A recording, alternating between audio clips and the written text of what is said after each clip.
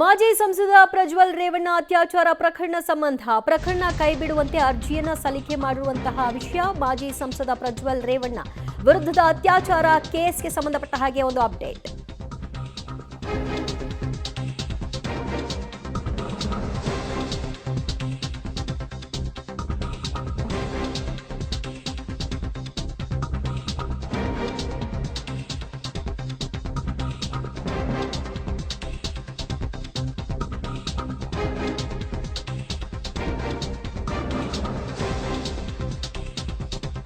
ಪ್ರಜ್ವಲ್ ರೇವಣ್ಣ ವಿರುದ್ಧದ ಅತ್ಯಾಚಾರ ಪ್ರಕರಣ ಕೈಬಿಡುವಂತೆ ಪ್ರಜ್ವಲ್ ರೇವಣ್ಣ ಸಲ್ಲಿಸಿದ್ದ ಅರ್ಜಿಯನ್ನ ವಜಾಗೊಳಿಸಲಾಗಿದೆ. ಪ್ರಕರಣದಲ್ಲಿ ನನ್ನ ಪಾತ್ರ ಇಲ್ಲ ಅನ್ನುವಂತಹ ಅಂಶವನ್ನ ನ್ಯಾಯಾಧೀಶರ ಮುಂದೆ ಇಟ್ಟಿದ್ದಾರೆ.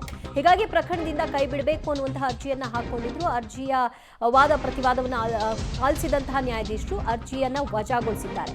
ನ್ಯಾಯಾಧೀಶರ ಮುಂದೆ ಕೈ ಮುಗಿದು ಕಣ್ಣೀರಿಟ್ಟಿದ್ದಾರೆ ಪ್ರಜ್ವಲ್ ರೇವಣ್ಣ. ಇದರಲ್ಲಿ ನನ್ನ ಪಾತ್ರ ಇಲ್ಲ ಅಂತ. ಮತ್ತಷ್ಟು ಮಾಹಿತಿ ಪಡೆಯೋಣ ನಮ್ಮ ಪ್ರತಿನಿಧಿ ಮುರಳೀಧರ್, ಈ ಪ್ರಕರಣದ ಅರ್ಜಿ ವಿಷಯವಾಗಿ ಇವತ್ತು ನ್ಯಾಯಾಧೀಶರ ಮುಂದೆ ಪ್ರಜ್ವಲ್ ರೇವಣ್ಣ ಏನ್ ಮನವಿಯನ್ನ ಮಾಡಿಕೊಂಡ್ರು? ದಿವ್ಯಾ, ಕಳೆದ 1 ತಿಂಗಳ ಹಿಂದಷ್ಟೇ ಈ ಪ್ರಕರಣದಿಂದ ನನ್ನನ್ನ ವಜಾಗೊಳಿಸಬೇಕು, ಅಂದ್ರೆ ನನ್ನನ್ನ ಕೈ ಬಿಡಬೇಕು ಅಂತ ಹೇಳಿ ಜನಪ್ರತಿನಿಧಿಗಳ ವಿಶೇಷ ನ್ಯಾಯಾಲಯಕ್ಕೆ ಪ್ರಜ್ವಲ್ ರೇವಣ್ಣ ಅವರು ಅರ್ಜಿಯನ್ನ ಸಲ್ಲಿಕೆನ ಮಾಡಿದ್ರು. ಆ ಸಂದರ್ಭದಲ್ಲಿ ವಾದ ಪ್ರತಿವಾದವನ್ನ ಆಲಿಸಿದ್ರಂತದ್ದು. ಅಂದ್ರೆ SIT ಪರ ವಕೀಲರು ಕೂಡ ವಾದವನ್ನ ಮಾಡಿದ್ರು, ಜೊತೆಗೆ ಪ್ರಜ್ವಲ್ ರೇವಣ್ಣ ಪರ ವಕೀಲರು ಕೂಡ ವಾದವನ್ನ ಮಾಡಿದ್ರು. ವಾದ ಪ್ರತಿವಾದವನ್ನ ಆಲಿಸಿದಂತ ನ್ಯಾಯಾಲಯ ಇವತ್ತು ಅವರು ಸಲ್ಲಿಕೆ ಮಾಡಿದಂತ ಅರ್ಜಿ ಏನಿತ್ತು ಅರ್ಜಿಯನ್ನ ವಜಾಗೊಳಿಸಿರುವಂತದ್ದು.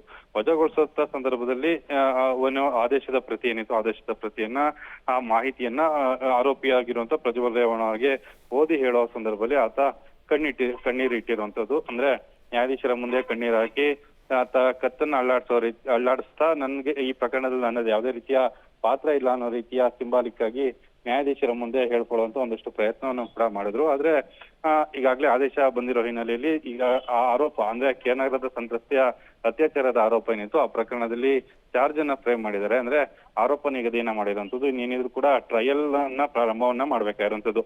ದೋಷಾರೋಪ ಪಟ್ಟಿಯ ಮೇಲೆ ಟ್ರಯಲ್ ಪ್ರಾರಂಭ ಆಗುತ್ತೆ. ಏಪ್ರಿಲ್ 9ನೇ ತಾರೀಕಿನಿಂದ ಈಗ ಆ ವಿಚಾರಣೆನ ಪ್ರಾರಂಭಗೊಳಿಸುವಂತದ್ದು. ದಿವ್ಯಾ, ಥ್ಯಾಂಕ್ ಯು ಮುರಳಿ ನಿಮ್ಮೆಲ್ಲ ಮಾಹಿತಿಗೆ.